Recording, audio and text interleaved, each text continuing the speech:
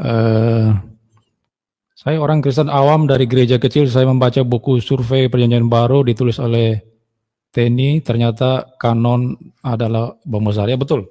Jadi saudara mesti rajin baca-baca buku ya, supaya nggak tertipu dengan orang-orang yang asal ngomong tanpa data, yang nihil, kosong, melompong itu ya. Banyak baca buku, sehingga saya akan sedikit rekomendasi, ada satu buku yang bagus saya pikir ini buku ya, saya punya buku ini, Sejarah Penyalinan Kitab Suci ini.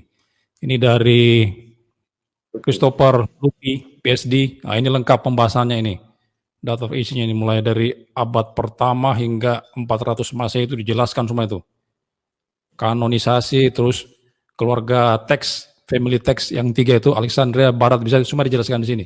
Jadi saudara bisa beli ini versi Indonesia, karena yang bicara tentang ini jarang sekali di Indonesia, cuma banyak di bahasa Inggris kayaknya. Ini buku dari bahasa Indonesia yang bagus saudara miliki, sehingga saudara tidak ditipu dengan orang-orang yang sembarang bicara aja itu. Eh, ada buku-buku lain juga bagus. Makanya saya kalau mempelajari sesuatu masalah, kasus yang saya hadapi, misalnya teolog A ngomong begini, saya nggak langsung telan mentah-mentah. Saya coba konfirmasi ke teman-teman saya, dosen-dosen. Kalau bahasa Yunani saya pergi ke Bang Bon, kalau sejarah saya pergi ke Pak Jimmy, saya tanya. Jadi kita membandingkan antara satu orang dengan orang lain, lalu kita mengambil sebuah kesimpulan. Jangan langsung telan mentah-mentah. Dia ngomong A, oh ya, enggak. Akhirnya saudara bisa tersesat ini. Banyak sekali pengikut Pak Yonatan yang tersesat akibat klaim-klaim bombastis dan hoax yang diberikan oleh Pak Yonatan tanpa mereka mengkaji, memikir lebih jauh lagi, mengkritisi Pak Yonatan. Ini fatal bagi orang Kristen ini. Ya, saya pikir ini buku yang cukup bagus ya, karena buku-buku yang bicara tentang penyalinan kitab suci, transmisi teks ya, mulai dari abad-abad awal hingga sekarang itu, bahkan kritik tekstual itu jarang sekali di buku-buku di dalam bahasa Indonesia. Tapi ini merupakan buku yang bagus, yang perlu saudara miliki, dan buku ini bicara misalnya menjawab pertanyaan-pertanyaan tentang benarkah ada perbedaan-perbedaan dalam berbagai manuskrip Perjanjian Baru.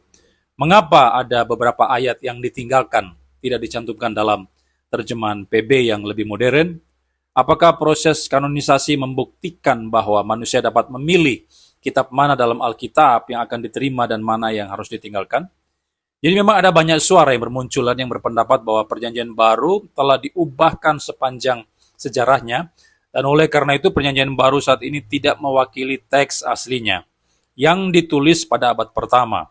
Nah, itu misalnya dikritik oleh Bart Ehrman, seorang ahli memang di bidang kritik tekstual juga, tapi sekarang Ehrman kelihatannya sudah tidak lagi melakukan aktivitas bombastis seperti dulu ya, mengkritisi PB itu.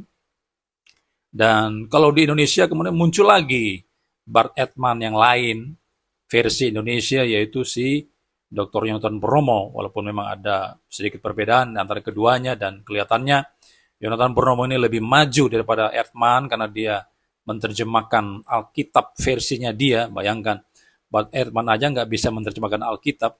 Nah, ini orang yang baru lulus doktor katanya sudah selesai menerjemahkan PB. Ini luar biasa sekali ini, Biblikos ini ya. Jadi saudara-saudara sekalian, buku ini memang membahas asumsi dengan mengikuti sejarah Perjanjian Baru dari abad pertama hingga periode saat ini. Topik-topik yang dibahas itu termasuk kanon Perjanjian Baru, variasi salinan Perjanjian Baru, tekstus, reseptus, dan juga termasuk kritik tekstual. Disimpulkan bahwa meskipun manuskrip-manuskrip asli Perjanjian Baru tidak lagi tersedia, ada banyak alasan mengapa para pembaca dapat meyakini bahwa Perjanjian Baru saat ini mewakili teks aslinya. Pertanyaan di atas hanyalah segelintir di antara begitu banyak pertanyaan yang muncul seputar sejarah penyalinan kitab suci Perjanjian Baru yang akan dijawab dalam buku ini. Namun, perlu dicatat bahwa buku ini memang tidak didesain untuk mencakup semua aspek transmisi Perjanjian Baru. Ini hanya sebuah pengantar saja.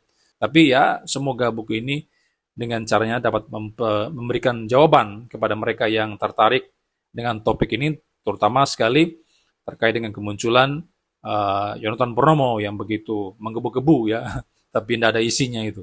Buku ini ditulis oleh Reverend Christopher James Luty, PhD. Dia dari University of Divinity, Australia. Jadi bukan abal-abal ini, bukan orang abal-abal dia.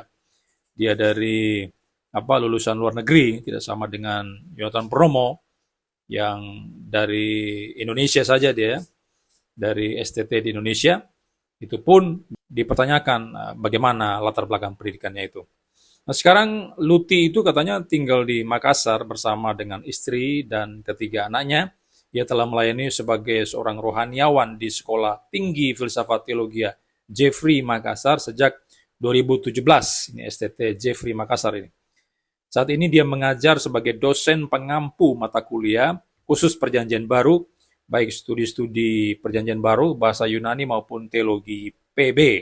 Jadi dia memang ahli Yunani, juga mengerti kritik tekstual ya, tidak sama dengan Yonatan Purnomo yang sama sekali tidak mengerti, tidak memahami kritik tekstual dan juga tidak memahami Yunani tingkat dasar ya. Dia sudah diajar oleh Dr. Anwar Chen yang sudah bisa simak dalam video di YouTube saya ini.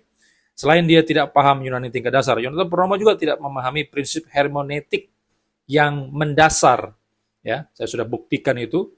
Jadi memang orang ini memang betul-betul kosong melompong. Jadi saudara kalau tidak ingin tertipu dengan orang semacam demikian, saudara bisa miliki buku ini ya. Oke, demikian sedikit informasi dari saya tentang rekomendasi buku yang saya miliki ini. Terima kasih.